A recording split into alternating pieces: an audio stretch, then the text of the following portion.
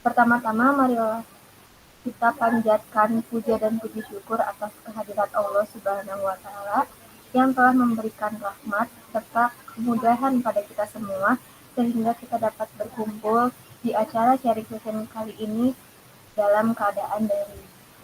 Tak lupa kita panjatkan sholawat serta salam kepada Nabi Muhammad SAW yang senantiasa kita nantikan syafaatnya di yaumil akhir.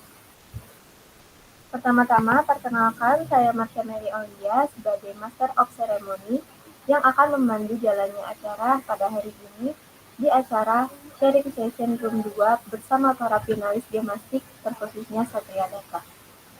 Acara ini bertujuan untuk berbagi pengalaman, wawasan, tips and trik dari para finalis kompetisi Gemastik terkhususnya Satria Data yang tentunya sangat bermanfaat bagi kita semua, khususnya para pejuang galaktik di bidang ke-13 sampai ke-15 yaitu Satria Data. Baik teman-teman, sebelum kita memulai, saya akan membacakan susunan acara pada hari ini. Yang pertama yaitu pembukaan, yang kedua pemaparan materi singkat dari PKM Center yang akan dibawakan oleh Indana Aja. Yang ketiga, acara inti yaitu pemaparan materi oleh narasumber, yaitu yang pertama narasumber kita Mbak Isa dan yang kedua narasumber kita Mbak Erika. Lalu yang keempat, sesi tanya jawab. Yang kelima, penutupan serta dokumentasi. Marilah teman-teman kita masuki acara yang pertama, yaitu pembukaan. Mari teman-teman semua, acara sharing session ini kita buka dengan membaca basmalah bersama-sama. Bismillahirrahmanirrahim. Memasuki acara yang kedua, pemaparan singkat dari PKM Center. Kepada Indana Aja, dipersilakan.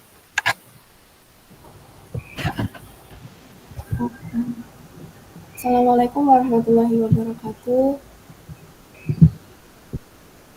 Saya izin share screen ya.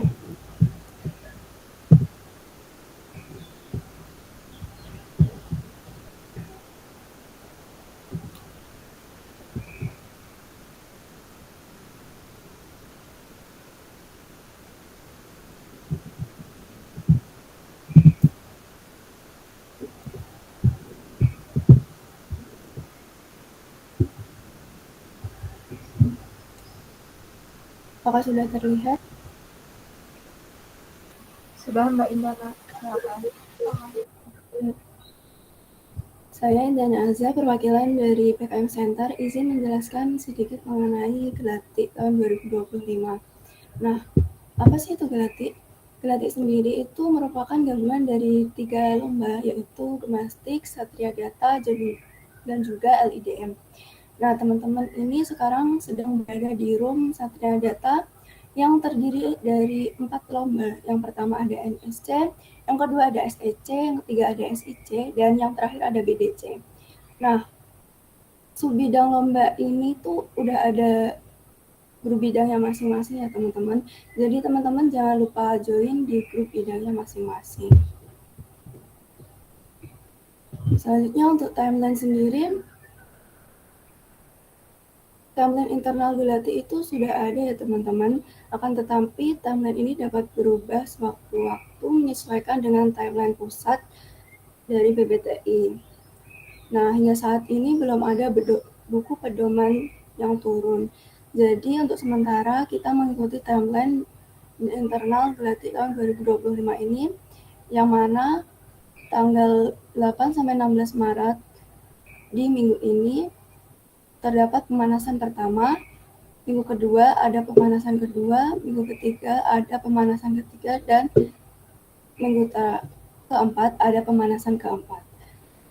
Nah,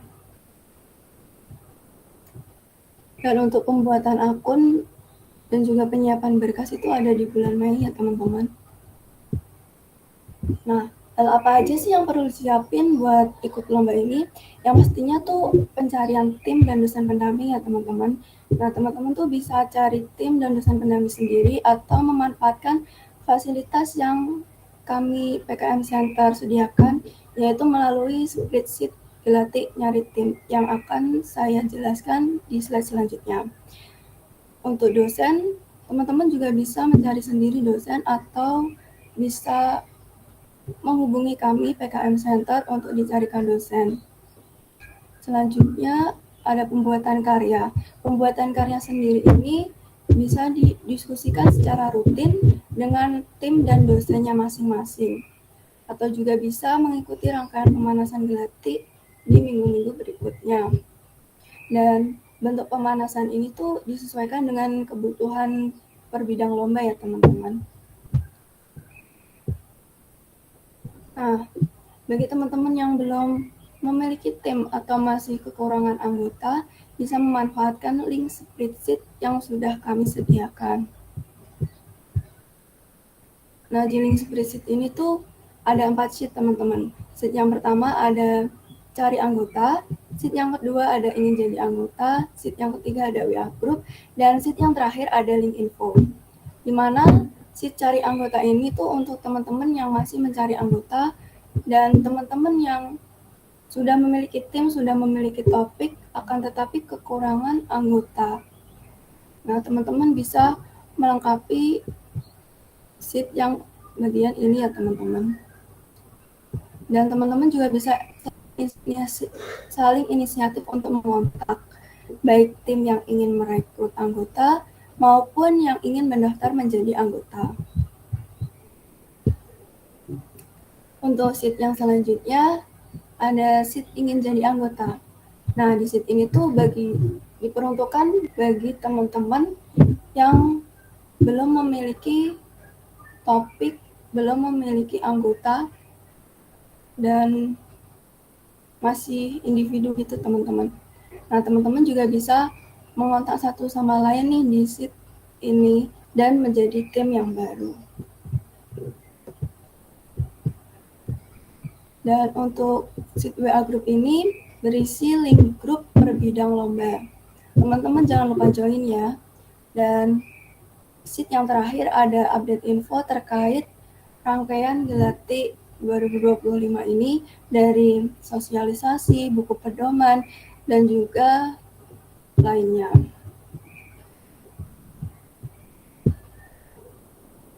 Mungkin itu saja yang dapat saya sampaikan.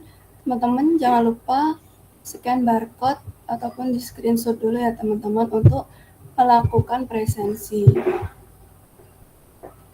Dan jika teman-teman ada masukan nih atau saran buat PKM Center ke depannya dalam menemani teman-teman dalam Gelati 2025 bisa dimasukkan dalam link tersebut ya teman-teman.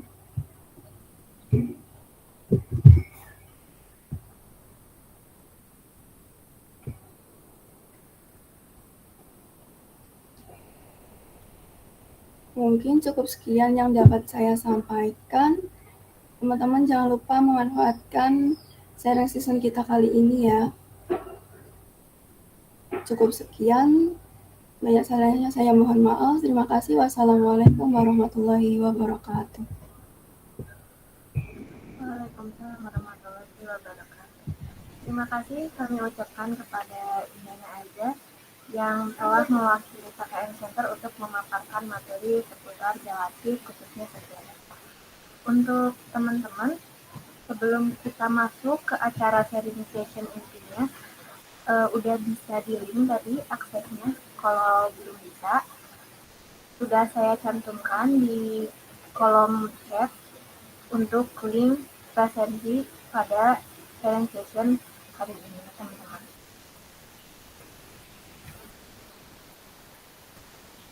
Memasuki acara yang berikutnya, yaitu acara inti, pemaparan materi dari para narasumber kita. Pada kesempatan kali ini, narasumber yang pertama akan memaparkan materi adalah Mbak Lisa Nuryanti. Halo Mbak Lisa. Halo.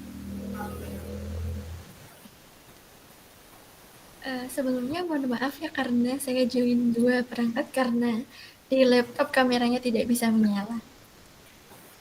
Tidak apa-apa Mbak Lisa.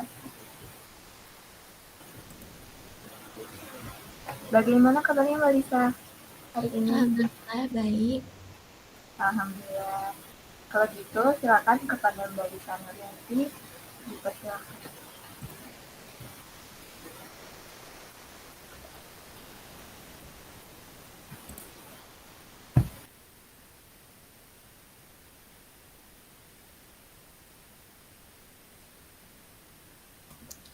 Ya, sebelum mulai saya izin share screen dulu ya.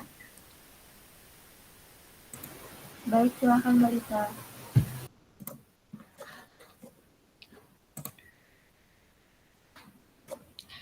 Apakah sudah terlihat semuanya?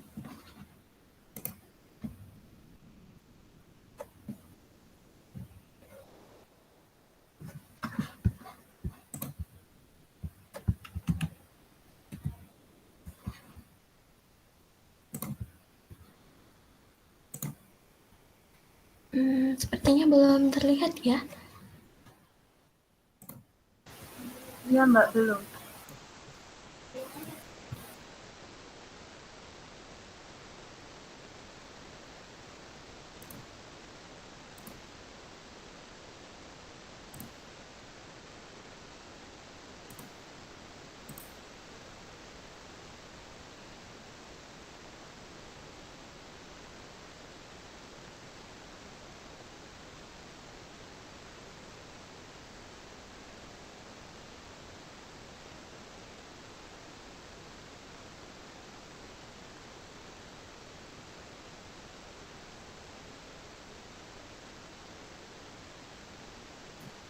Sepertinya memang tidak bisa. Apakah saya bisa minta tolong untuk di share screen kan? Akan saya bagikan.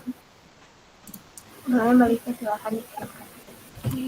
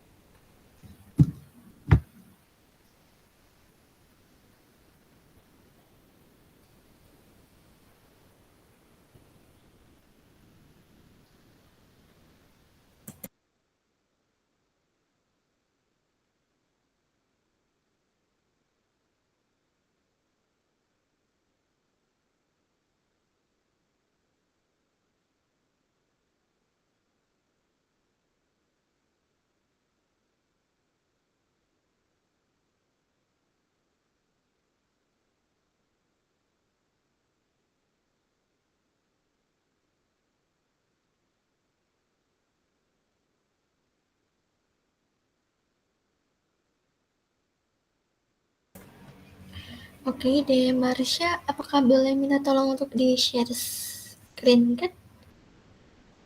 Baik Mbak Lisa, sebentar ya. Oke, terima kasih ya.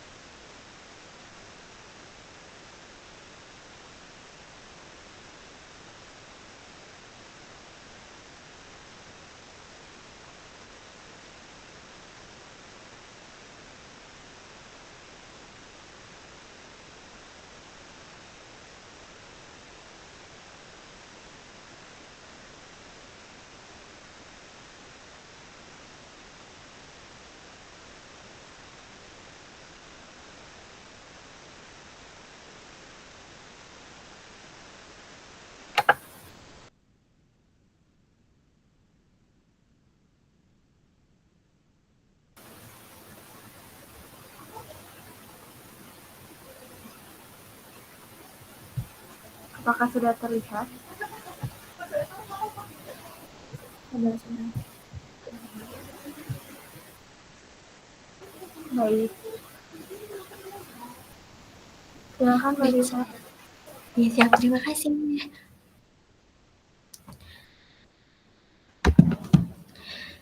Baik, saya mulai teman-teman. Mohon maaf karena kendala teknis, jadi untuk presentasinya agak tertunda ya. Saya buka. Assalamualaikum warahmatullahi wabarakatuh.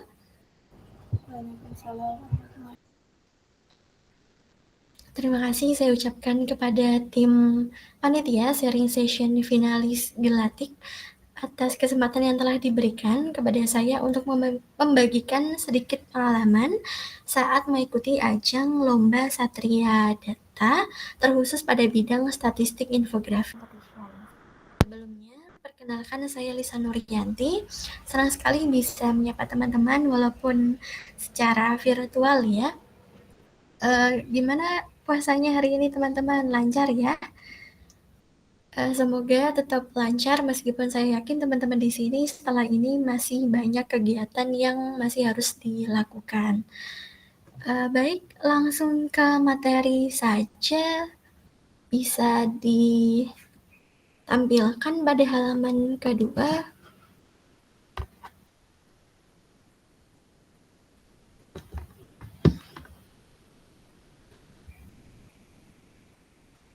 Ya.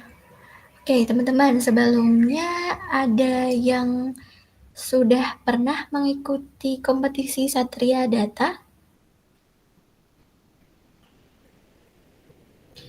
Sepertinya belum ya. Jadi teman-teman, informasi sedikit. Jadi untuk Satria Data itu adalah kegiatan yang Oke, dari Kak Yusef belum pernah. Oke, akan saya berikan informasi sedikit. Jadi Satria Data itu adalah kegiatan statistik karya dan festival yang merupakan wujud dari dukungan Kementerian dan Pendidikan, Kebudayaan, Riset, dan Teknologi terhadap perkembangan keilmuan terutama di bidang statistika dan sains. Jadi untuk kegiatannya sendiri itu terbagi menjadi 4 kategori lomba ya. Jadi yang pertama itu National Statistic Competition, itu kalau tidak salah seperti cerdas cermat, namun nanti yang dipertandingkan itu adalah mengenai ilmu statistik. Kemudian yang kedua Statistic Infographic Competition, ini infografis yang nanti akan secara khusus akan saya jelaskan langsung bagaimana dulu saya pernah mengikuti kegiatan tersebut pada tahun 2021. Kemudian untuk Statistic Essay Competition ini nanti akan disampaikan oleh narasumber yang lain yaitu Kak Erika. Kemudian untuk Big Data Challenge itu nanti teman-teman akan mengolah data menggunakan ilmu-ilmu statistik seperti ilmu clustering, kemudian menggunakan prediksi kejadian atau peramalan. Baik, kemudian bisa di next kan ke halaman selanjutnya. Nah, jadi teman-teman, mungkin di sini teman-teman sudah tidak asing ya dengan lomba infografis. Namun, untuk di Satria Data ini, untuk lomba infografisnya sedikit berbeda karena teman-teman juga harus mengolah data yang diberikan oleh panitia, baru nanti data tersebut teman-teman harus sajikan dalam sebuah infografis yang menarik. Kemudian untuk mekanisme saat mengikuti kompetisi itu yang pertama tentu saja teman-teman melakukan pendaftaran. Kalau dulu saya itu mengikuti kompetisi SIC itu dalam satu tim berisi 3 orang. Kemudian untuk pendaftaran peserta ini diberikan waktu selama sekitar 1 bulan. Jadi teman-teman yang masih mencari partner untuk diajak berkolaborasi mengikuti lomba itu saya kira waktu 1 bulan itu terhitung cukup ya untuk menyusun tim. Kemudian jika teman-teman sudah melakukan pendaftaran, nanti akan ada tahapan penyisihan. Di dalam tahapan penyisihan ini teman-teman diminta untuk mengumpulkan sebuah infografis. Nah, untuk infografisnya ini data yang akan dibuat itu sudah disediakan oleh panitia. Nah, untuk waktu pembuatan infografis ini sekitar 1 bulan ya pengumpulannya setelah nanti deadline untuk pendaftaran peserta. Kemudian teman-teman nanti apabila masuk ke dalam final, nanti akan ada pengumuman finalis, itu nanti teman-teman akan sebelum itu menunggu waktu sekitar 1 bulan dulu untuk menunggu ke babak final ya. Jadi setelah teman-teman mengumpulkan infografis, nah itu pengumuman finalisnya itu sekitar 1 bulan kemudian. Kemudian apabila teman-teman sudah masuk ke dalam tahap final, itu akan ada waktu sekitar 1 minggu untuk ke tahap selanjutnya, yaitu tahapan final. Di tahapan final, teman-teman akan mempresentasikan infografis yang sudah dibuat kepada Dewan Juri. Dan kemudian di tahap terakhir yaitu pengumuman juara. Di tahap pengumuman juara ini waktunya sekitar 1 minggu setelah tahap presentasi. Kemudian di halaman ke-4, next.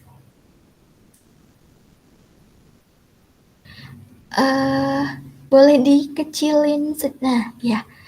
Oke, jadi ini teman-teman, ini adalah studi kasus waktu mengikuti lomba SIC. Jadi untuk studi kasusnya seperti ini ya. Untuk temanya itu waktu itu adalah perdagangan internasional Indonesia sebagai pendukung pemulihan ekonomi nasional. Kemudian untuk ketentuan lombanya ini lumayan kompleks ya, lumayan banyak untuk ketentuannya. Jadi ini akan saya bacakan untuk gambaran umumnya.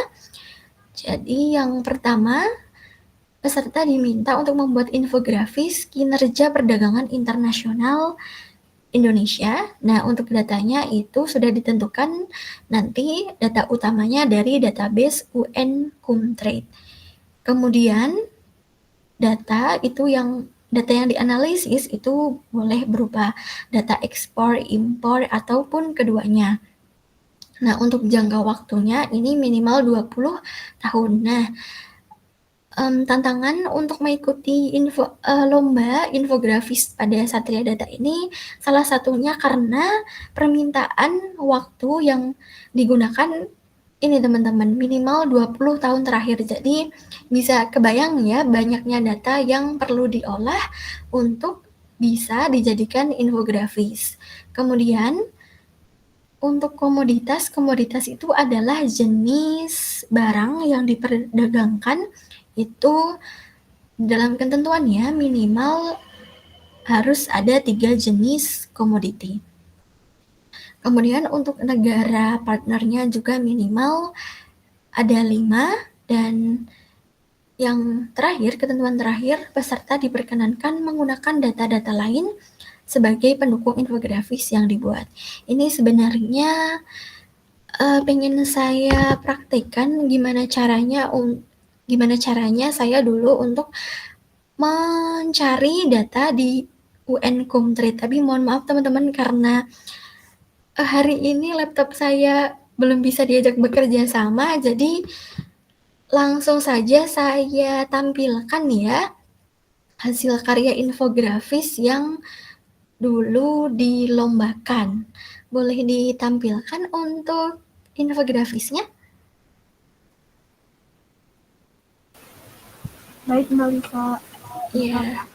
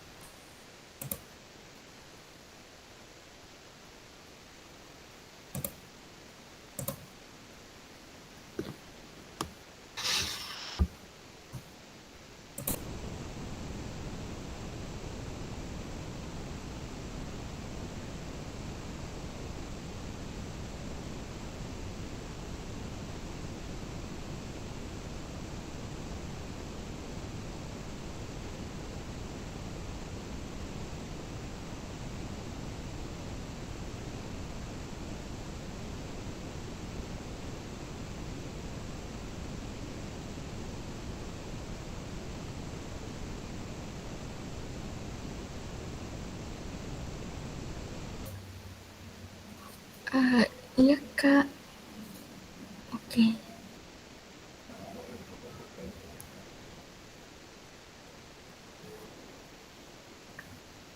Oke teman-teman, untuk infografisnya sudah bisa terlihat ya.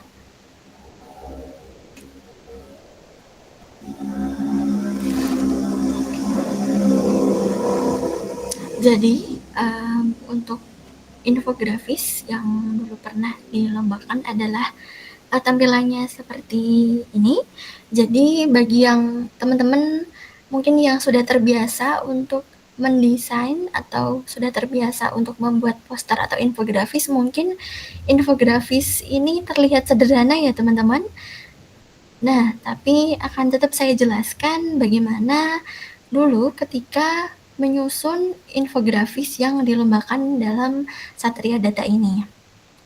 Jadi, di bagian atas itu kami mengambil tema perkebunan, hasil perkebunan sebagai pendukung perekonomian nasional. Jadi, untuk tema pada Satria Data 2021 itu kan perdagangan.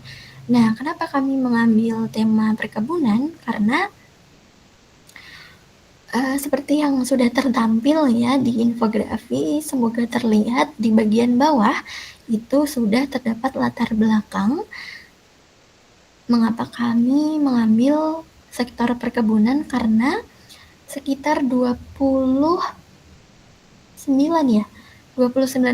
warga Indonesia itu adalah mempunyai pekerjaan sebagai pekebun atau petani. Jadi itu merupakan salah satu alasan kami mengambil sektor perkebunan. Kemudian juga karena luas tanah perkebunan di Indonesia itu juga luas, banyak maksud saya, itu makanya kami memilih sektor ini sebagai sektor yang dipresentasikan dalam infografis.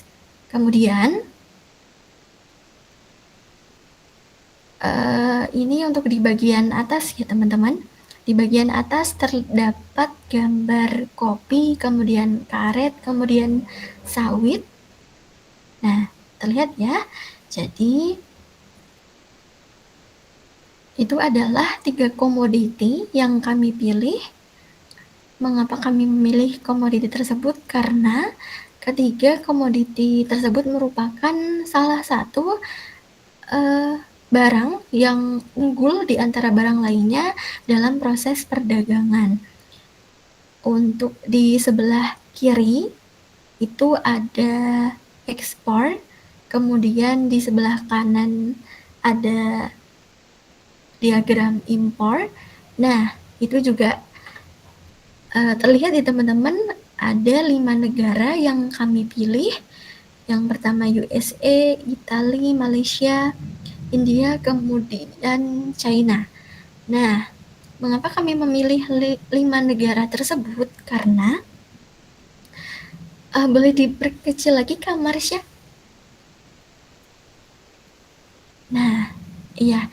Jadi, dalam menentukan suatu produk itu unggul atau tidak, kita melihat nilai surplusnya. Jadi, nilai surplus itu adalah nilai pemasukan itu lebih banyak daripada pengeluaran ya teman-teman. Jadi pemasukan di kegiatan ekspor itu lebih banyak daripada kita mengimpor. Nah, bisa terlihat itu di bagian ekspor di negara-negara yang kami pilih, di 5 negara tersebut, itu semua angkanya menunjukkan bahwa nilai ekspor pada ketiga produk tersebut itu lebih tinggi daripada nilai impornya. Nah, itu merupakan salah satu hal yang kita jadikan keunggulan dari setiap produk. Jadi bisa untuk dijadikan pilihan untuk ditampilkan dalam infografis. Kemudian boleh kembali ke PPT yang tadi? Baik-baik. Oke. Bentar ya. Ya.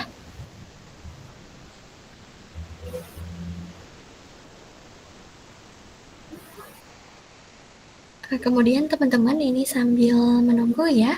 Jadi untuk pembuatan infografis sendiri itu kalau saya pribadi lebih enak jika membuat 2 tim. Yang satu itu adalah tim konten, yang kedua adalah tim produksi. Jadi untuk tim konten itu adalah teman-teman yang nanti tugas utamanya adalah mengolah data, kemudian juga mencatat poin-poin yang akan dimasukkan ke dalam infografis yang akan dibuat, kemudian juga nanti membuat rencana tata layout dari infografis yang akan dibuat. Kak Marsha, boleh ke halaman 5?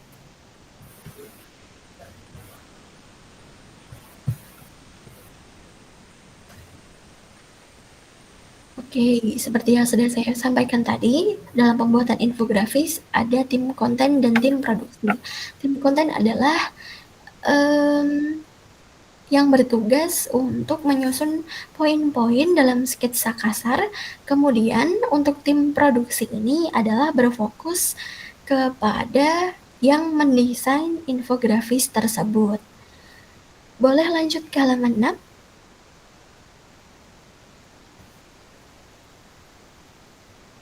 Teman-teman, ini merupakan tips and trick membuat karya infografis. Jadi, yang pertama, pahami buku pedoman lomba. Jadi, teman-teman, di dalam buku pedoman lomba itu terdapat banyak sekali hal-hal informasi penting yang dapat kita lihat seperti ketentuan lomba, kemudian kriteria penilaian, karena di dalam infografis sendiri itu penilaiannya tidak hanya dari tampilan yang menarik ya teman-teman, tapi juga dari kelengkapan informasi yang teman-teman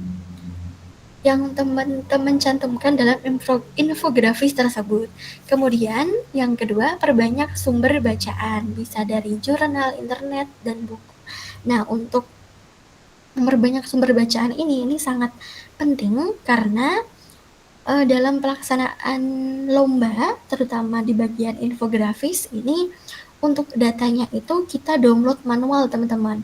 Bisa dibayangkan jika kita mengolah data selama 20 tahun dan di database yang diberikan oleh panitia itu, kalau dulu saya itu maksimal hanya bisa mendownload 5 atau 6 tahun paling banyak. Jadi itu harus di download dulu satu-satu baru bisa diolah.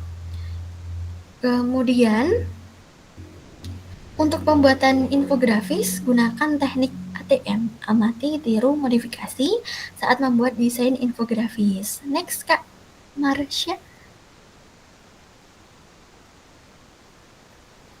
Nah, ini adalah contoh penerapan yang saya gunakan saat membuat infografis ya teman-teman. Jadi apabila teman-teman itu dalam membuat infografis masih kebingungan harus membuat layout yang bagaimana, kemudian warnanya seperti apa, coba teman-teman cari referensi infografis yang menurut teman-teman itu yang paling sesuai dengan topik atau dengan tema yang akan teman-teman buat. Nah, ini saya misalkan untuk di yang bagian kiri yang ada tulisan Oceano, itu adalah referensi utama yang saya gunakan untuk membuat infografis di bagian yang berjudul Bumi di bawah tekanan polusi plastik. Nah, sebenarnya untuk referensi pembuatannya itu banyak, cuma yang saya cantumkan hanya satu. Jadi, teman-teman bisa apabila nanti dalam pembuatan infografis tiba-tiba kok buntu ya, nggak tahu mau mendesain apa, coba teman-teman cari desain yang teman-teman yang menurut bagus dan cocok untuk infografis teman-teman. Kemudian, next.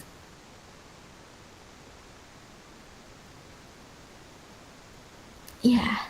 Jadi ini mungkin sedikit informasi yang penting nggak penting ya teman-teman. Jadi ini adalah sejumlah pertanyaan yang dulu pernah diajukan kepada tim kami saat melakukan presentasi Satria Data bidang SIC.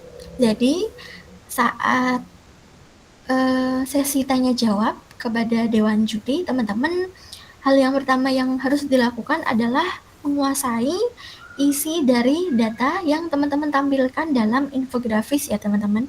Jadi apabila teman-teman ditanyain kenapa datanya bisa begini, bisa begitu, itu nanti teman-teman nggak bingung. Dan juga teman-teman juga harus mempersiapkan kemungkinan lainnya apabila nanti Dewan Juri itu menanyakan bukan soal isi infografisnya, tapi tentang infografisnya. Gimana ya? Ya, ini contohnya. Yang pertama, mengapa mengambil topik tersebut? Ini pertanyaan yang sering banget ditanyain ketika teman-teman nanti mengikuti lomba infografis. Mengapa mengambil topik tersebut? Jadi dijelaskan latar belakang kenapa teman-teman mengambil topik yang ditampilkan dalam infografis. Kemudian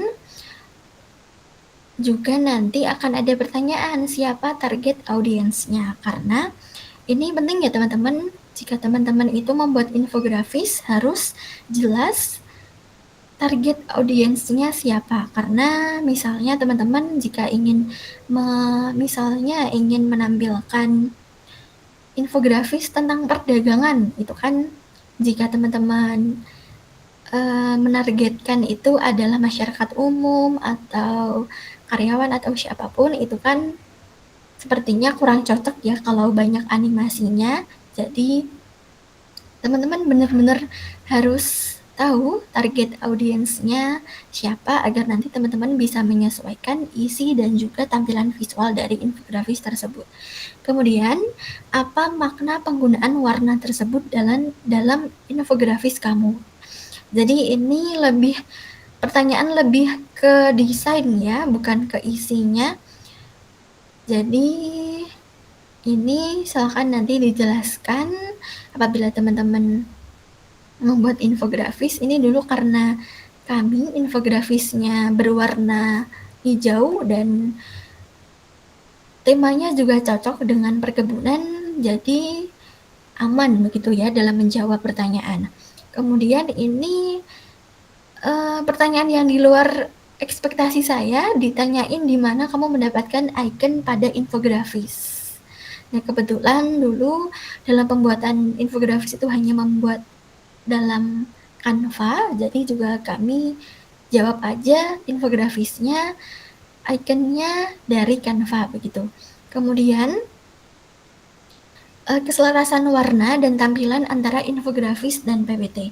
Nah, ini teman-teman yang mungkin besok apabila teman-teman ingin mengikuti lomba seperti SIC atau lomba infografis lainnya, itu bisa dijadikan pembelajaran untuk warna dalam infografis dan tampilan di PPT itu tolong disesuaikan, karena dulu kebetulan infografis kami itu berwarna hijau, kemudian saat presentasi PPT-nya berwarna biru kuning. Jadi itu mungkin menjadi salah satu penilaian ya, mungkin dianggap kurang konsisten begitu.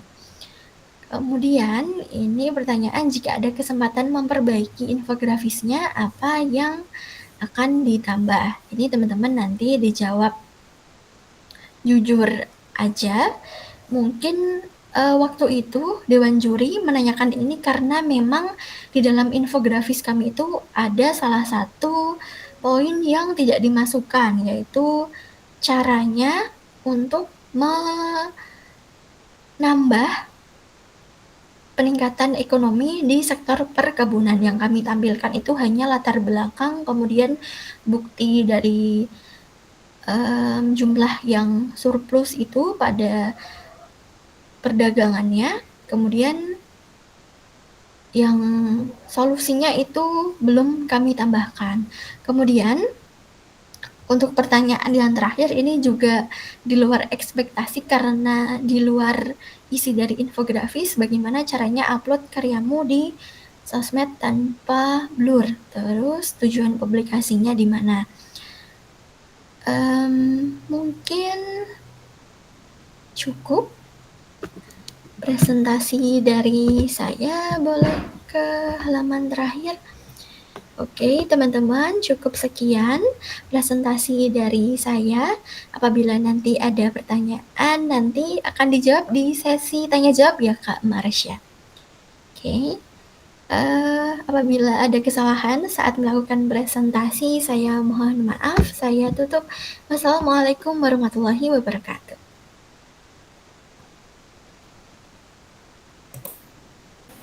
Waalaikumsalam warahmatullahi wabarakatuh. Ya teman-teman, narasumber pertama kita telah selesai memaparkan materi.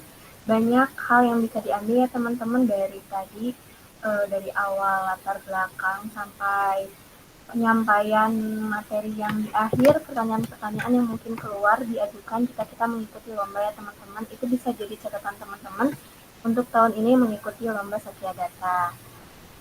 Baik, selanjutnya kita lanjut ke pemateri kedua, yaitu Mbak Erika. Halo Mbak Erika. Halo, suaranya terdengar ya? Terdengar Mbak Erika. Baik, tanpa berlama-lama, untuk Mbak Erika dipersilahkan. Ya, terima kasih Mbak Marsha. Teman-teman izin share screen ya.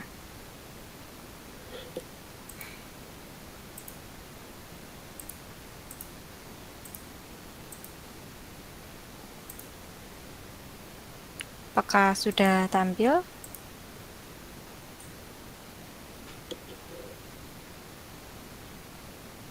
Tes. Sudah terlihat, Kak? Sudah. Oh ya. Ya. Baik, terima kasih atas kesempatannya dari tim PKM Center sudah mengundang saya untuk sedikit menyampaikan terkait dengan pengalaman di Satya Data bidang statistik essay competition. Nah, sebelumnya perkenalkan, saya lulusan dari matematika angkatan 2018. Pengalaman lomba di SEC pada tahun 2021 itu terkait dengan dulu ada topik yang saya ambil, klasterisasi provinsi di Indonesia sebagai solusi ketahanan pangan nasional pada masa pandemi. Nah, langsung saja ya.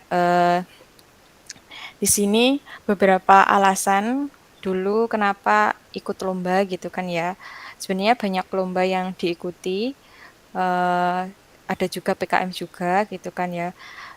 Di masa-masa kuliah itu memang ajang untuk ya mencari apa ya, banyak keterampilan, mengasah keterampilan karena nanti kalau setelah sudah lulus kuliah ya, teman-teman sedikit informasi itu untuk mencari lomba sendiri itu sangat berat gitu. Apalagi kalau udah lulus biasanya ditanya kerja gitu kan. Nah, di alasan itulah yang membuat waktu kuliah tuh, oh ya ini kesempatan nih buat ikut lomba-lomba salah satunya lomba Satria Data. Nah, yang pertama itu untuk meningkatkan keterampilan akademik. Di sini teman-teman dari prodi mana aja mungkin bisa jawab. Ada yang dari matematika, biologi. Saya pribadi dari matematika, Mbak. Oh ya, mungkin ada yang lain juga ya yang prodi-prodi lain ikut di sharing session ini. Nah, kalau di Satria Data sendiri kan tadi sudah disampaikan oleh Mbak Lisa ya, terkait dengan statistik gitu. Nah, statistik itu sebenarnya nggak cuma di prodi matematika, dipelajari juga di prodi lainnya kayak biologi gitu. Karena skripsian akhir itu biasanya ada terkait dengan statistik gitu loh. Nah, itu akan dari lomba ini akan meningkatkan keterampilan akademik kayak gitu. Kemudian yang kedua meningkatkan soft skill seperti public speaking, kemudian skill untuk komunikasi dengan tim, dengan dosen seperti itu. Kemudian yang ketiga menambah pengalaman dan portofolio.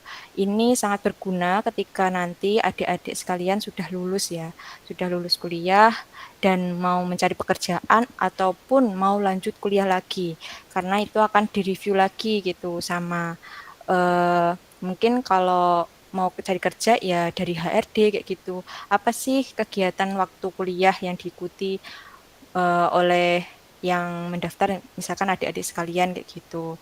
Kemudian yang keempat itu memperluas relasi dan networking. Ini perlu karena dengan adanya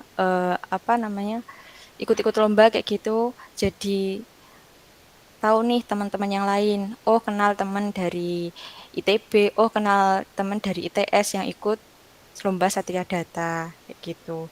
Kemudian yang terakhir eh,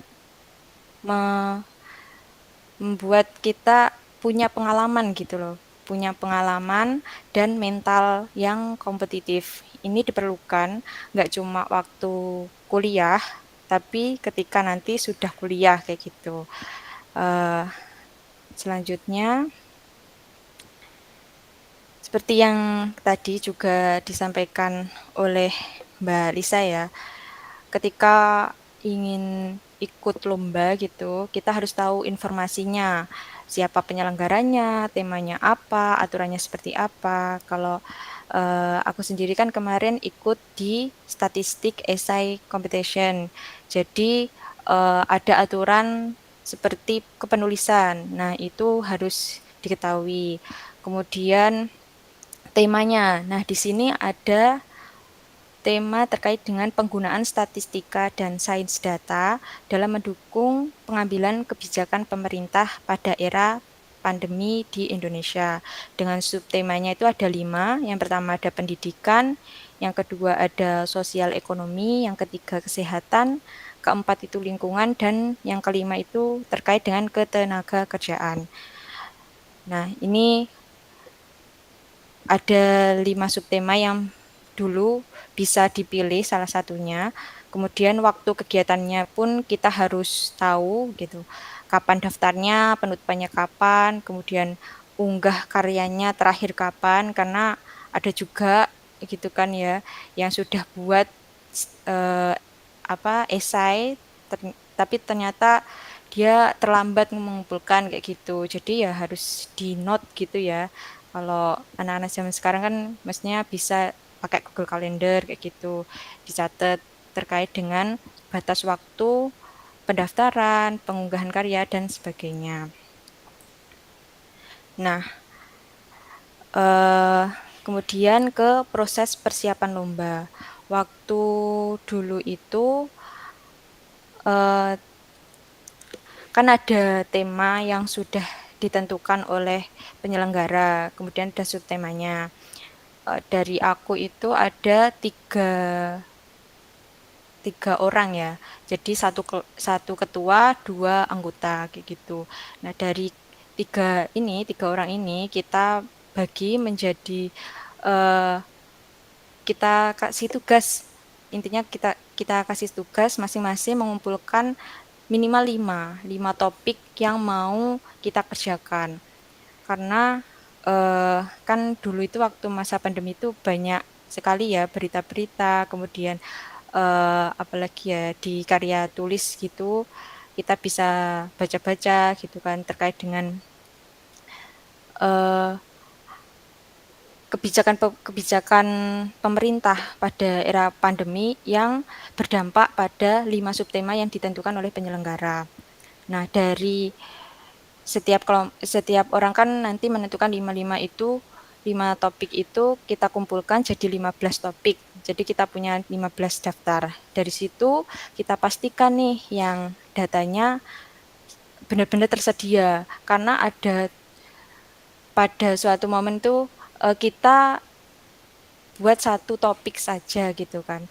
Terus ternyata datanya nggak ada karena dulu ketersediaan data itu sangat minim ya. Di PBS itu juga dia nggak update. Kadang ada data yang dari 2020, 2021, 2022-nya nggak ada. Sedangkan waktu dulu itu untuk mengolah data harus yang kontinu, artinya setiap tahunnya dalam kurun waktu 4 tahun itu harus ada terus kayak gitu. Nah ini ada beberapa platform atau portal yang teman-teman bisa kunjungi ketika sudah menentukan tema atau topik untuk pembuatan esai sebagai platform untuk mencari datanya ya. Salah satunya di Satu Data Indonesia, kemudian BPS, ada juga di Satu Data Jakarta, ada juga di Databox.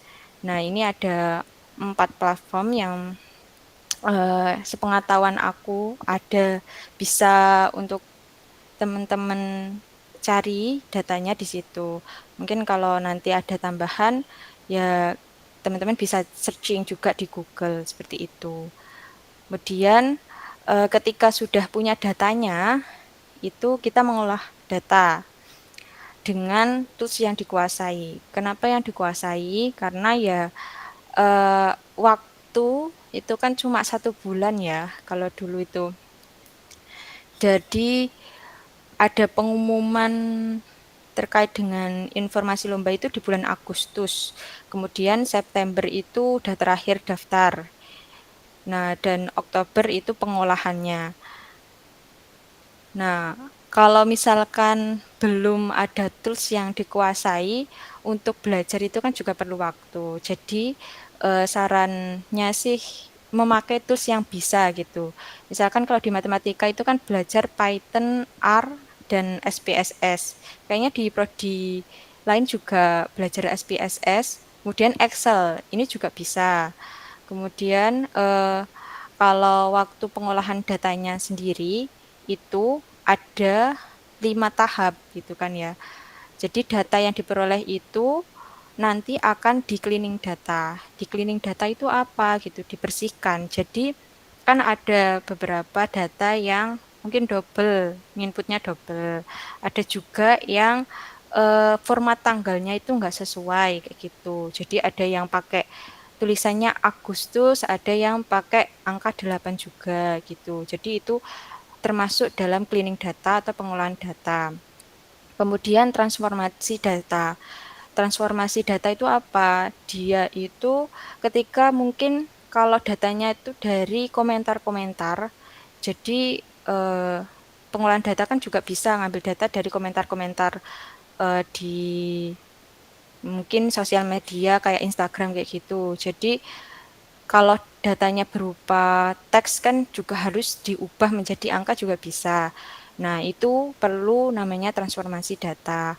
Kemudian kalau misalkan datanya itu sudah angka dan langsung bisa diolah ya nggak perlu gitu, nggak perlu ditransformasi data. Nah, yang ketiga itu analisis dan pemodelan data. Nah, di analisis ini nanti kayak ya kita mau cari data apa aja untuk judul ketahanan pangan gitu kan. Oh, datanya terkait dengan ketersediaan pangannya, terus keterjangkauannya, terus kemudian eh, data-data daerah yang mau kita tuju kayak gitu. Nah, itu kita perlu kumpulkan dan analisis mana yang eh, berkorelasi atau berkesinambungan. Kemudian pemodelan data. Pemodelan data itu metode yang akan digunakan. Metodenya apa? Kalau pernah dengar mungkin ya ada clustering, ada prediksi atau peramalan di kemudian hari, ada juga mungkin apa lagi ya terkait dengan Ya, mungkin nanti teman-teman bisa cari juga di Google ya. Banyak pemodelan data yang bisa diambil. Nah, nanti yang keempat, ketika data itu sudah dianalisis, sudah diolah oleh model data yang teman-teman pakai, nanti akan divisualisasikan. Kemarin tuh ada hambatan juga di visualisasi data karena dulu aku pakai toolsnya itu di Python. Jadi untuk download gambarnya dulu tuh belum tahu gitu. Ini gimana ya cara download gambarnya kalau pakai Python gitu. Jadi kita akhirnya pakai Corel. Jadi dibantu oleh salah satu anggota untuk pakai Corel. Jadi gambar Indonesianya itu karena clustering, jadi kita bagi menjadi cluster yang ketersediaan pangannya lebih rendah, yang tinggi itu kita klasterkan sesuai dengan hasil data yang di Python. Kemudian yang terakhir itu interpretasi dan pengambilan keputusan. Ketika sudah diklasterkan, itu nanti hasilnya seperti apa? Apa yang menjadi kesimpulan dari pengolahan data itu. Nah, itu juga salah satu yang menjadi gongnya gitu ya untuk di esai ini. Yang keempat itu terkait dengan mencari sumber referensi yang digunakan untuk mendukung argumen. Jadi waktu kemarin itu kan terkait dengan ini ya, ketersediaan pangan, keterjangkauan pangan, kemudian ini ada maaf, pemanfaatan pangan.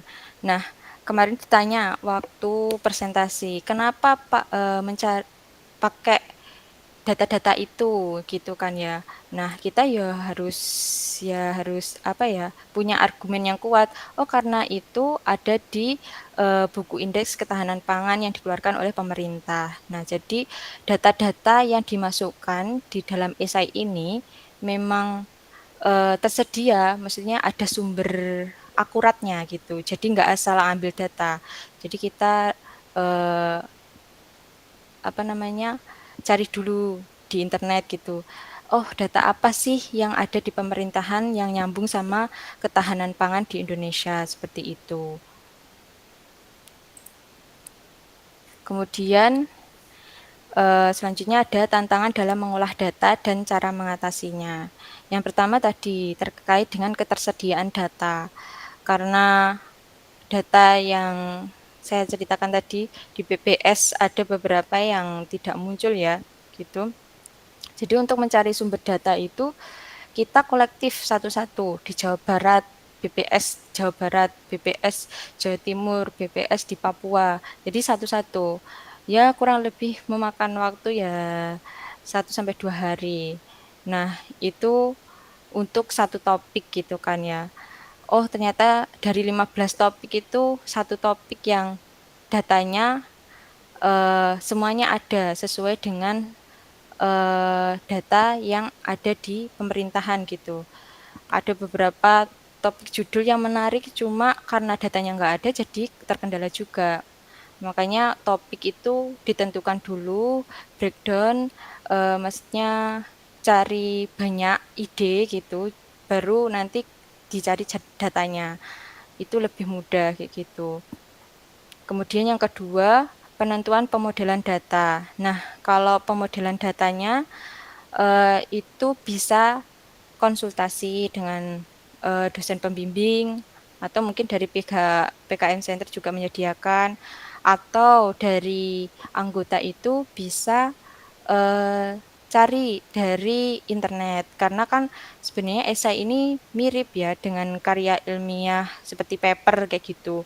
Cuma kalau paper kan memang lebih apa ya, lebih detail gitu kan ya terkait rumus-rumus dan sebagainya. Nah, kalau di esai ini bisa misalkan teman-teman cari rujukan-rujukan kayak gitu tentang ide kalian, nanti dicari di Google Scholar. Biasanya di sana banyak artikel-artikel ilmiah yang bisa mendukung, oh kalau misalkan kita punya data tentang ketahanan pangan, ketersediaan pangan ini nanti mau diapain sih? Oh mau diklaster. Oh klaster itu klasternya pakai metode apa ya? Klaster itu ada apa aja? Nah bisa dicari di Google Scholar itu gitu. Kemudian yang ketiga terkait dengan visualisasi data tadi. Nah ya tadi terkendala karena dari Python kan juga dulu masih semester berapa ya? Eh, semester 4 kalau nggak 5 ya, 5 6 itu, dan baru aja belajar Python jadi belum tahu cara save gambar hasil dari olahan data itu gitu. Jadi kita memanfaatkan gimana ya cara untuk visualisasi data yang menarik tapi sesuai dengan hasil yang ada di Python-nya gitu. Temanku akhirnya pakai Corel untuk gambar sendiri kayak gitu, disesuaikan dengan hasil dari Python-nya. Nah, terkait dengan tantangan-tantangan seperti ini, ya memang lebih banyak harus komunikasi ya. Intinya jangan diem-dieman gitu. Harus konsultasi ke dosen pembimbing, ke PKM Center yang menyediakan kayak gitu untuk teman-teman mengatasi permasalahan-permasalahan jika dalam pengolahan data itu terkendala seperti itu. Kemudian ini ada teknik dengan esai. Nah, yang pertama itu membuat kerangka untuk membantu penyusunan ide agar lebih terstruktur. Nah, ini penting. Yang pertama ada pendahuluan. Nanti di pendahuluan bisa menyampaikan terkait dengan topik dan latar belakangnya. Kemudian menjelaskan tentang pentingnya topik yang dibahas, dan yang terakhir memberikan pernyataan utama yang akan dijelaskan dalam esai. Contohnya seperti ini. Misalkan pandemi COVID-19 berdampak pada aspek sosial ekonomi termasuk ketahanan pangan di Indonesia. Nah, ini sebagai kenapa sih alasan apa sih yang membuat penulis atau timku dulu eh, membuat topik terkait dengan ketahanan pangan gitu. Nah, karena pandemi itu berdampak kepada aspek sosial ekonomi termasuk di ketahanan pangan, akhirnya dari situ pemerintah menerapkan kebijakan pembatasan aktivitas yang mempengaruhi rantai pasok pangan. Oleh karena itu, pemerintah wilayah pemetaan wilayah prioritas untuk ketahanan pangan menjadi penting agar distribusi pangan lebih merata. Nah, untuk tujuannya untuk membuat pemetaan regional guna menentukan prioritas ketahanan pangan dan mencapai pemerataan distribusi pangan di Indonesia. Seperti itu. Kemudian nanti yang kedua setelah pendahuluan ada isi atau pembahasan. Nah, di sini nanti menjelaskan terkait dengan metode dan analisis data. Kemudian ada terkait dengan menyajikan argumen utama yang didukung dengan data, fakta, ataupun teori, dan memastikan adanya kesinambungan antara paragraf. Dan yang terakhir nanti ada kesimpulan yang meringkas poin-poin utama yang dibahas tadi, kemudian memberikan opini atau saran terkait dengan topik yang dibahas, dan menutup dengan kalimat yang kuat agar meninggalkan kesan yang mendalam. Nah, ini contohnya untuk isi atau pembahasan. Di sini dulu menggunakan metode ELBO untuk menentukan jumlah klaster. Kemudian data yang diperoleh itu dari Badan Ketahanan Pangan, Kementerian Pertanian, dan Badan Pusat Statistik. Ini datanya juga harus akurat asalnya dari mana, seperti itu. Kemudian teknik yang digunakan atau model yang digunakan itu ada dua. Dulu pakai Cummins clustering dan hierarchical clustering untuk mengelompokkan provinsi berdasarkan tingkat ketahanan pangan. Kemudian dari metode itu akhirnya ada hasil 2 klaster dengan provinsi yang ketahanan pangannya tinggi, ada juga provinsi dengan ketahanan pangan rendah. Sehingga disimpulkan bahwa yang klaster 2 itu memerlukan perhatian lebih dalam alokasi anggaran, sehingga yang pangannya itu tidak akan rendah lagi gitu. Jadi merata walaupun ada COVID kayak gitu. Nah, dari pembahasan itu akhirnya ditarik kesimpulan hasil klasterisasi membantu pemerintah dalam mengalokasikan anggaran dan sumber daya dengan lebih efisien. Yang kedua, strategi ketahanan pangan yang tepat perlu diterapkan sesuai dengan tingkat ketahanan pangan masing-masing provinsi. Dan yang ketiga, metode klasterisasi ini dapat diterapkan dalam skala lebih kecil seperti tingkat kota, kabupaten untuk meningkatkan ketahanan pangan secara lebih spesifik.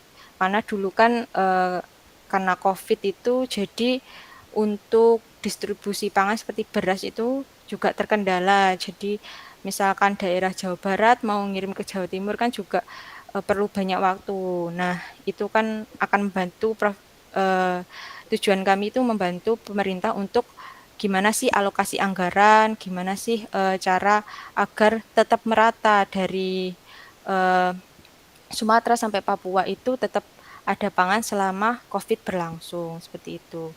Nah, terkait dengan pengalaman selama kompetisi sendiri, yang pertama itu ada proses seleksi. Nah, setelah pendaftaran itu kita bikin esai, kemudian sebelum H-1 sebelum diupload itu direview bersama tim dan dosen pembimbing.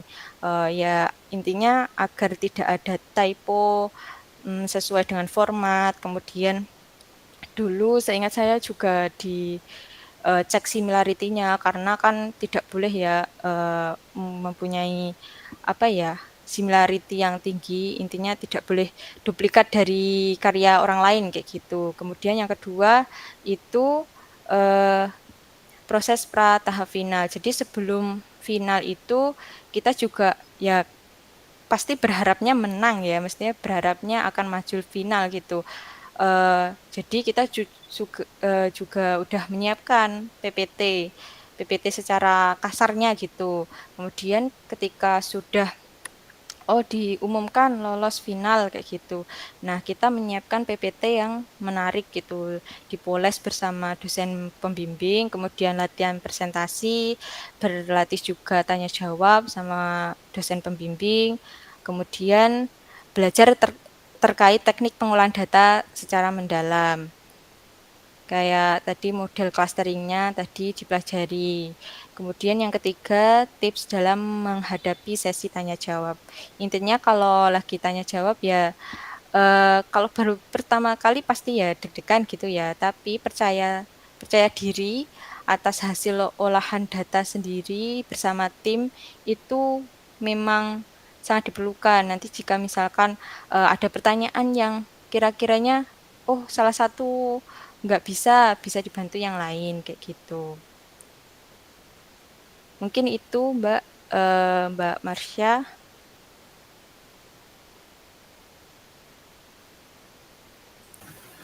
Baik, terima kasih Mbak Erika. Baik teman-teman, pemaparan materi pada hari ini alhamdulillah telah selesai. Banyak yang bisa kita ambil ya teman-teman, maupun dari Mbak Lisa ataupun Mbak Erika terkait tentang satya data dari tips and trik serta pengalaman pribadi yang mereka sampaikan. Baik, memasuki tahapan berikutnya yaitu sesi tanya jawab. Kepada para peserta yang hadirin yang ada pada gimmick kali ini, silakan yang ingin bertanya boleh raise hand atau ketik dalam kolom komentar.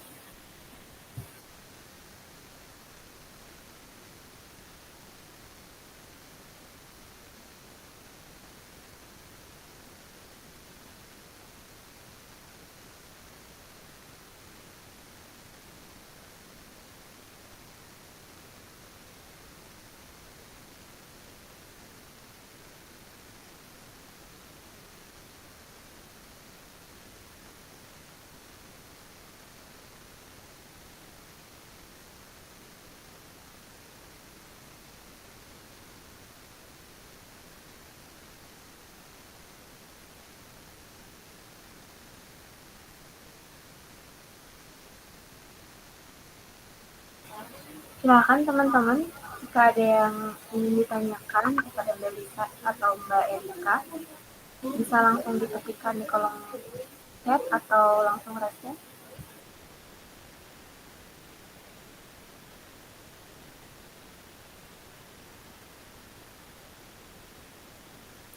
Ini dari semester berapa sih, Dek, yang ikut? Campur Mbak, ada dari angkatan 23, ada angkatan 22.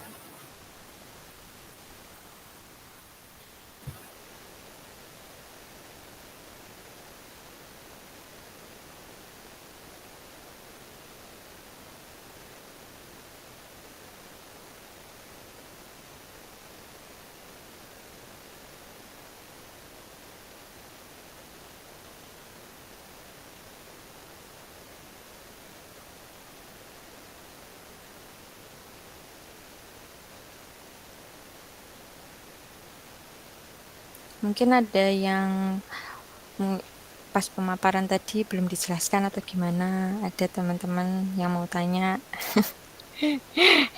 Ya, ayo teman-teman, kita diskusi bareng-bareng ya sama Mbak Erika Enggak. dan Mbak saya, Mbak. Iya, tidak usah sungkan ya. Ya, silakan.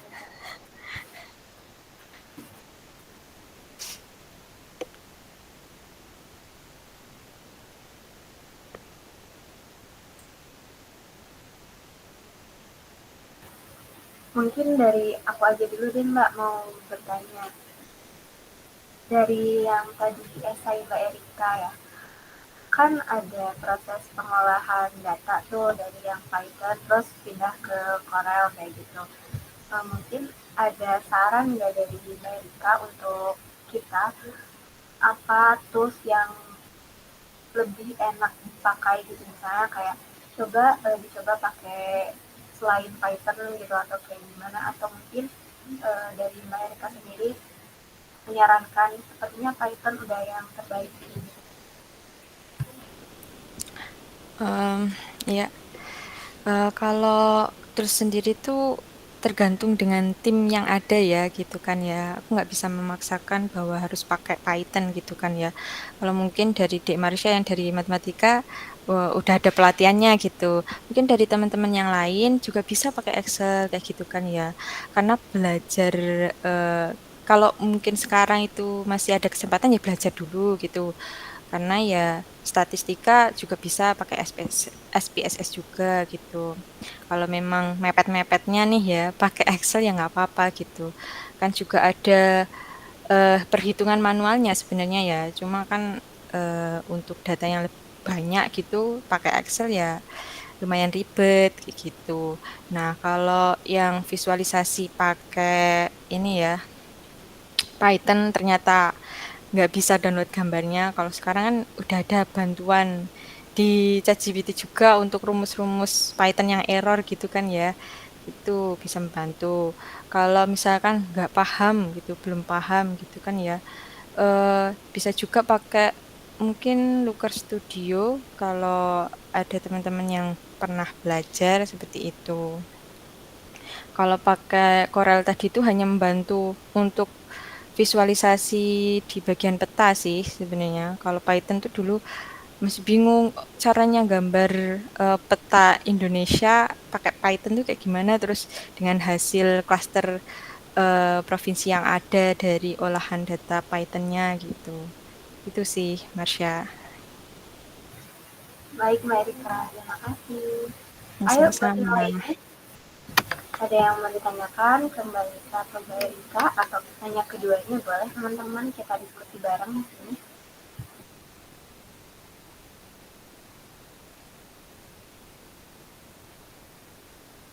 Silakan kepada Mas Faisal Hairullah. Oke, ini pertanyaannya lebih ini ya, lebih ke teknis ya. Maaf, bentar ya. Jadi kan kalau tadi dari penjelasannya Mbak Erika tadi kan ada penggunaan bahasa Python ya untuk visualisasi data. Nah, kalau misal dalam satu tim Python itu kan lebih erat kaitannya sama informatika kan. Nah, misal dalam satu tim itu tidak ada dari jurusan informatika gitu misal. Itu kira-kira aman nggak ya, Pak? Kalau sekarang kan aman-aman aja ya, soalnya kan pelatihan Python itu banyak gitu kan ya, dan ini kan belum ada pembukaan terkait dengan Satya Datanya, belum ada info ya, kapan dibukanya gitu? Belum ya Mbak Marsha? Kalau dari internal UAD sudah ada pendaftaran, tapi kalau dari eh, pemerintahnya langsung, penyelenggaranya masih belum ada info lebih lanjut. Ya itu Mas, jadi eh, nanti bisa aja kalau dalam satu tim itu ternyata nggak ada yang dari informatika nih gitu. Tapi dia bisa Python ya nggak masalah kayak gitu. Penting dia tahu teknik model yang digunakan dia itu dia paham. Dari tim itu paham. Karena waktu sesi tanya jawab kemarin kayak gitu kan ya. Aku sendiri juga ditanyain gitu. Di timku tuh belajar tentang hierarchical clustering itu baru aja gitu. Dan kita ya kayak lirik-lirikan gitu, ih gimana nih jawabnya gitu kan. Ya dijawab seadanya gitu kan ya, memberanikan diri. Kita lebih pahamnya di Kaminsnya karena belajar kan di matematikanya. Kalau yang di hierarchical clustering itu baru aja belajar waktu lomba gitu. Jadi belum sampai mendasarnya. Karena kan akan diulik tuh kalau dulu tuh ada 6 juri kalau nggak salah. Nah, itu tuh 3 dari luar, maksudnya di luar statistik. Jadi mungkin kepenulisan dan sebagainya itu di situ yang komen. Nah, kalau yang 3 ini benar-benar dari orang statistiknya. Jadi nanyain metodenya itu caranya kerjanya kayak gimana kayak gitu. Perhitungannya seperti apa kayak gitu. Seperti itu sih Mas. Jadi intinya bisa menjelaskan gitu nanti waktu presentasi. Kalau yang saya tangkap ya Mbak, kan Mm. tadi Mbaknya bilang kalau Python itu kan bisa dipelajari secara otodidak, karena berarti itu mengindikasikan kalau Python itu Python atau bahasa pemrograman sejenisnya itu mutlak ada ya Mbak, dan memang harus dipelajari begitukah? Atau sebenarnya visualisasi data menggunakan SPSS dan tools-tools semacamnya sudah cukup, yang tidak perlu pengetahuan teknikal kayak coding-coding gitu Mbak? Oh ya, sudah cukup Mas. Intinya ya tadi dipilih salah satu yang bisa dalam satu kelompok itu. Karena kalau nanti nggak bisa ya waktu tanya jawab kesulitan kayak gitu. Seperti itu. Oke, Iya, baik Mbak. Terima kasih iya, Mbak. sama-sama.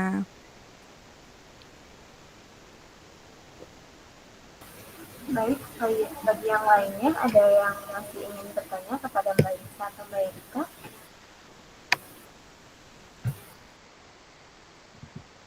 Izin bertanya Mbak, untuk Mbak Erika dan juga Mbak Lisa, apa sih kesulitan selama mengikuti perlombaan ini? Mungkin tim kah atau pembuatan karya kah? Dan bagaimana sih solusinya dalam mengatasi kesulitan tersebut? Terima kasih Mbak. Baik, silakan mau Mbak Erika dulu atau Mbak Lisa dulu? Silakan Mbak Erika dulu aja. Baik, Mbak Erika dulu. Oke. Kesulitannya dulu ya itu sih nyari datanya. Nyari data itu hal yang tersulit menurut timku ya. Karena terbatas banget. Dulu BPS itu nggak se-update sekarang kayak gitu. Kalau sekarang tuh kayak tampilannya udah berubah, udah bagus, udah update. Kalau dulu tuh kayak data-data banyak yang hilang kayak gitu. Kita punya ide yang bagus menurut dosen pembimbing harus kita relakan karena datanya nggak ada kayak gitu. Dan akhirnya salah satu topik tema yang kita ambil itu terkait dengan ketahanan pangan. Nah, itu sih. De Indana. Ya, terima kasih Mbak. Selanjutnya Mbak Lisa. Oke, untuk kesulitan di bidang infografi sendiri itu sebenarnya karena data yang diminta itu kan minimal 20 tahun ya. Nah, itu kami kesulitan dalam mengolahnya karena dari website yang disediakan itu juga untuk mengunduhnya juga terbatas. Kemudian saat presentasi itu apabila di tim Mbak Erika itu saat presentasi mungkin PPT-nya bisa dipermak ditambah-tambah ya. Tapi kalau di infografis itu teman-teman, jadi hasil karya yang sesungguhnya itu kan di infografisnya. Jadi waktu itu sudah berusaha untuk kami lengkapi di bagian PPT-nya, kemudian diperbaiki info-info yang mungkin masih kurang. Nah, itu malah seperti menjadi temuan, kenapa di infografisnya nggak ada, tiba-tiba di PPT-nya malah ada. Jadi untuk di bagian lomba infografis itu kalian harus benar-benar maksimalkan di desainnya di infografisnya. Lalu untuk di saat presentasi itu kalian tinggal menjelaskan apa-apa saja yang ada di dalam infografisnya. Gitu, Kak Marsha. Baik Mbak, terima kasih. Baik, terima kasih Mbak Erika dan Mbak Lisa. Kita tutup sesi diskusi pada kali ini. Alhamdulillah ya teman-teman, dari sesi tanya jawab tadi kita dapat memperoleh kesimpulan bahwa pada pelemahan setiap data ini, data adalah menjadi kunci yang penting ya teman-teman, sesuai namanya gitu. Untuk hasilnya bisa di karya esai atau infografis atau mungkin big data challenge dan lomba MSC, kita harus belajar lagi terkait data, statistika, dan lain-lain. Tapi insya Allah untuk teman-teman tahun ini kita sama-sama semangat untuk ikut ke lomba Satria Data dan insya Allah bisa memenangkan hasil yang terbaik ya teman-teman. Alhamdulillahirrahmanirrahim, saya tutup sesi tanya jawabnya. Kita lanjut ke sesi berikutnya, yaitu sesi dokumentasi. Baik, untuk teman-teman bisa di on cam-kan terlebih dahulu.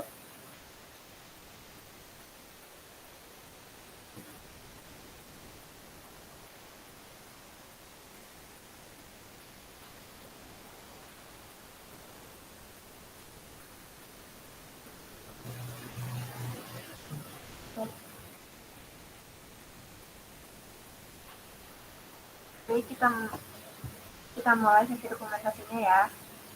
1, 2, 3. Oke, sekali lagi gaya bebas. 1, 2. Alhamdulillah. Memasuki sesi yang terakhir yaitu penutupan. Alhamdulillah acara hari ini berjalan dengan lancar. Terima kasih kepada Mbak Erika dan Mbak Lisa selaku pemateri yang telah memuatkan pengalaman serta ilmu-ilmu yang bermanfaat untuk kita semua. Semoga bisa diambil yang baiknya bagi teman-teman sekarang yang mau mengikuti lomba dan bermanfaat bagi kita semua. Juga terima kasih kepada para partisipan yang telah hadir di hari ini.